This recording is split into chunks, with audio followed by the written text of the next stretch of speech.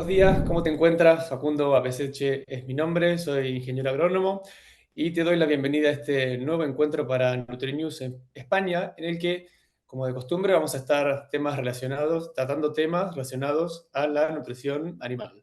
Concretamente, en el día de hoy nos vamos a estar metiendo, por decir así, en esta maravilla de la biología que es el rumen de los vacunos, concretamente en el de los terneros en momentos previos y post-destete.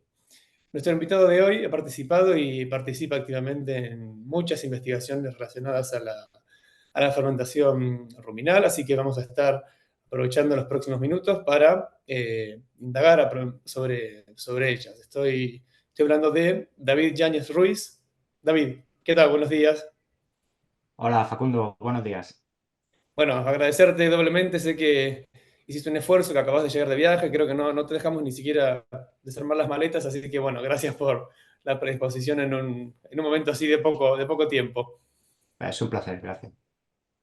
David Yáñez Ruiz es investigador senior en el Consejo Superior de Investigaciones Científicas.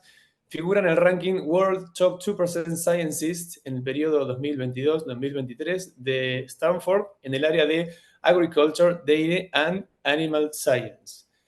David, estuve viendo que últimamente estás involucrado en proyectos de investigación que están buscando relacionar el uso de aditivos con la fermentación ruminal en terneros. Primeramente, ¿cómo surge o por qué, mejor dicho, la necesidad de ahondar o profundizar en los conocimientos de esta técnica?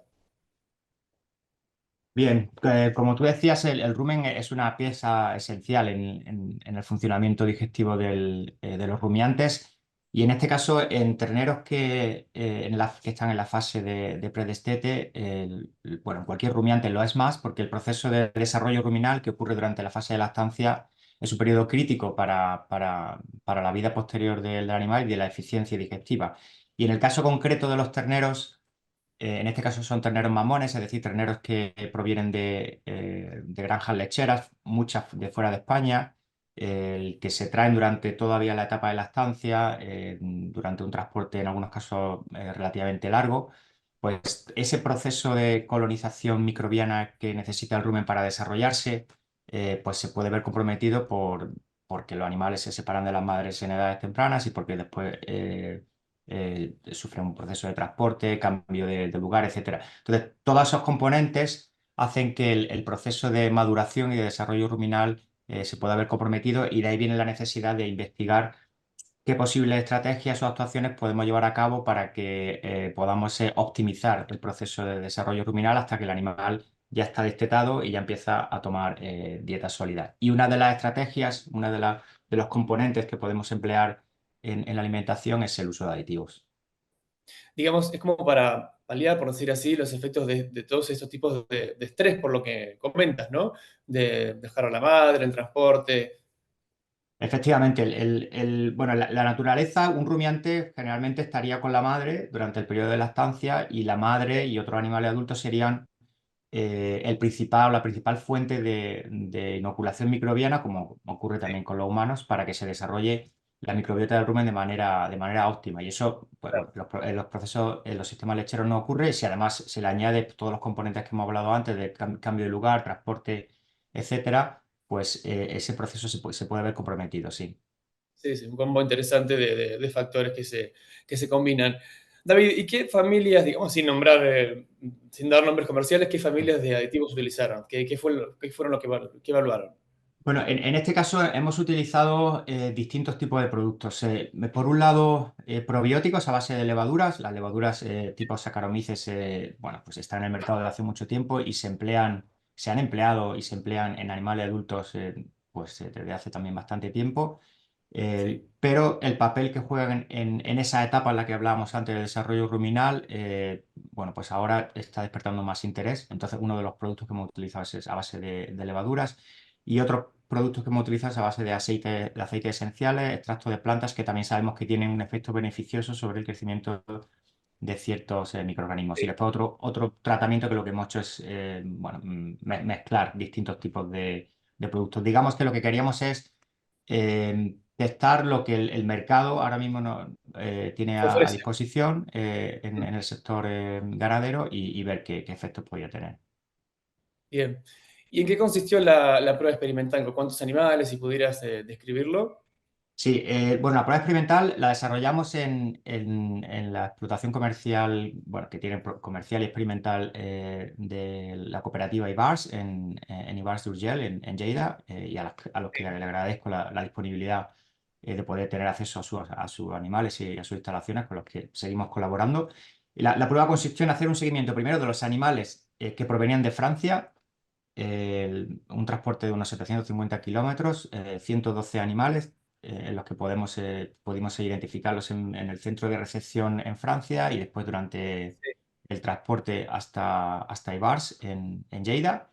Y después, cuando llegaron, esos animales se repartieron en 4 grupos experimentales, un grupo que no recibía ningún tipo de tratamiento eh, durante el periodo predestete, y después 3 grupos que recibían o bien levaduras, o bien aceites esenciales, o bien una mezcla de ambos, ¿no? Y esos tratamientos se suministraron hasta el destete durante 35, 45, 40 días, y tras el destete ya todos los animales estuvieron suplementados con la misma mezcla de aditivos que fue uno de los tratamientos, la que obtenía todos.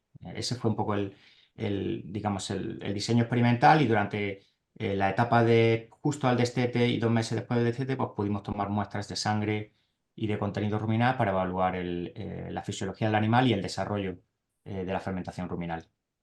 Es decir, que tenemos cuatro tratamientos, de los cuales uno es control. Estamos probando, digamos, tres productos, ¿verdad? Eso es Correcto, así. sí. Cuatro. Bien, perfecto. ¿Y qué parámetros ruminales se evaluaron? Y en sangre también, que acabas de mencionar que se evaluaron también Sí, parámetros. a nivel ruminal, lo que más nos interesaba era la concentración de ácidos grasos volátiles, y después el perfil de los distintos ácidos grasos volátiles, también la concentración de nitrógeno amoniacal, el pH, es decir, los parámetros que determinan el tipo de fermentación que ocurre en el rumen, pero también tomamos muestras para analizar la comunidad microbiana, cuantificar el tipo de microorganismos que hay ahí. Y después a nivel de sangre, lo que más nos interesaba era el componente de beta-hidroxibutirato como un indicador de la fermentación ruminal en el animal. David, ¿cómo se genera la toma de muestras de contenido ruminal?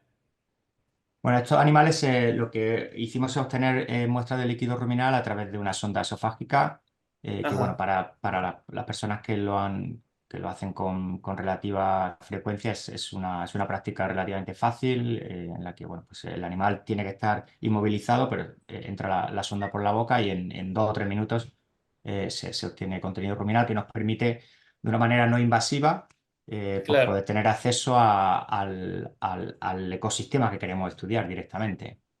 Sí, sí, sí. Y en cuanto a resultados obtenidos, ¿era similar eran a lo que se esperaban o se encontraron alguna sorpresa? ¿Qué nos puedes Bueno, contar? los resultados fueron muy interesantes en el sentido de que lo que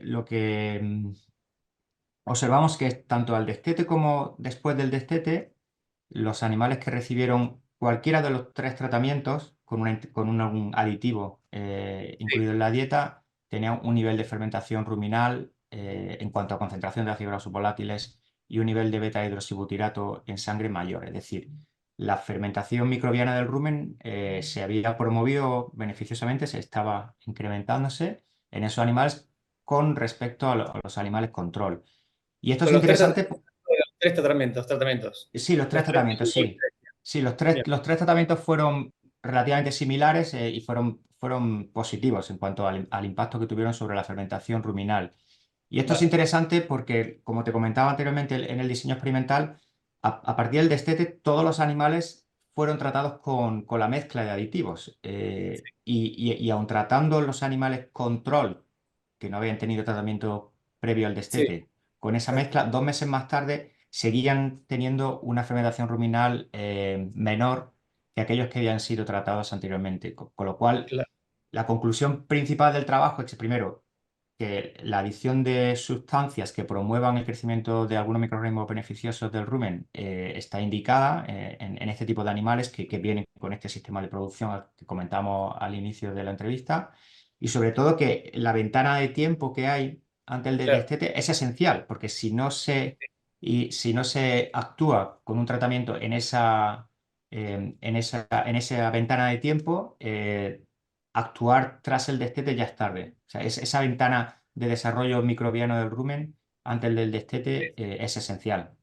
Sí, sí, el momento de inclusión del tratamiento evidentemente tiene consecuencias. Efectivamente, es una ventana en la que hay que actuar porque si la actuación se lleva a cabo posteriormente, el efecto no es el mismo. Sí, sí, no se puede recuperar lo eh, Efectivamente. perdido, exactamente. David, hablan también de la homogeneidad del peso. ¿Qué se encontró al respecto?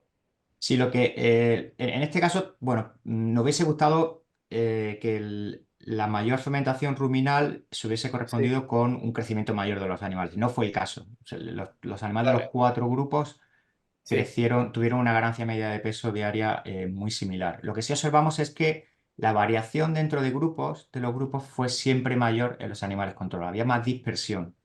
vale, Hay que tener en cuenta que cuando los animales llegan del transporte se repartieron de manera equilibrada, es decir, animales que estaban equilibrados por peso y por edad para que las condiciones de partida fuesen las mismas. Porque estos animales, aunque de media pueden tener 3 semanas de vida cuando llegan a la granja, en realidad hay un rango de edades que va entre 2, 3 semanas hasta 5 o 6 semanas. Y por claro. tanto puede haber una variación de vida fundamentalmente de que hay animales que ya son mayores que otros. Entonces, lo que sí observamos es que hubo más homogeneidad en aquellos animales, en aquellos grupos que estaban tratados. Eso es beneficioso porque, bueno, a la hora de organizar lotes dentro de una explotación que se dedica a la cría y engorde de ganado, pues tener lotes mucho más homogéneos, lógicamente es mejor que tener lotes en los que tiene una disparidad de pesos muy amplia. Es decir, que confiere una ventaja al ganadero, digamos. Sí, sí, también es cierto que este estudio se llevó a cabo en octubre, en los que los animales no estaban tampoco en una situación de estrés adicional por calor, por frío importante, en una época del año en la que, bueno, pues la temperatura era benigna. Quizás si el ensayo se hubiese llevado a cabo en unas condiciones, digamos, más extremas para los animales, como puede ser por el pleno invierno Sí. dentro del verano, pues quizás sí podríamos haber observado alguna diferencia en cuanto a los crecimientos de los animales. En cuanto a la producción de ácidos grasos volátiles, digamos en cantidad y qué tipos de ácidos.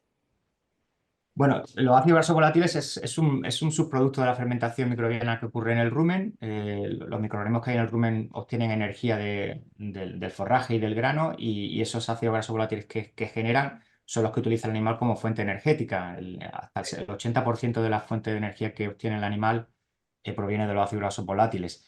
Entonces, es un parámetro esencial y sí observamos que claramente había una concentración mayor de todos. Después, no observamos diferencias importantes en cuanto al perfil, en cuanto al tipo de ácidos grasos volátiles, porque hay muchos, está acético, propiónico, butírico, etcétera. Pero ahí no observamos diferencias. Lo que sí observamos es que había una actividad microbiana mayor en Sí. aquellos animales que estaban recibiendo el tratamiento con aditivos. Encontraron diferencias en la cantidad, digamos, de los Sí, ácidos, no en la sí, composición. Bien, correcto. bien, bien. ¿Qué frentes?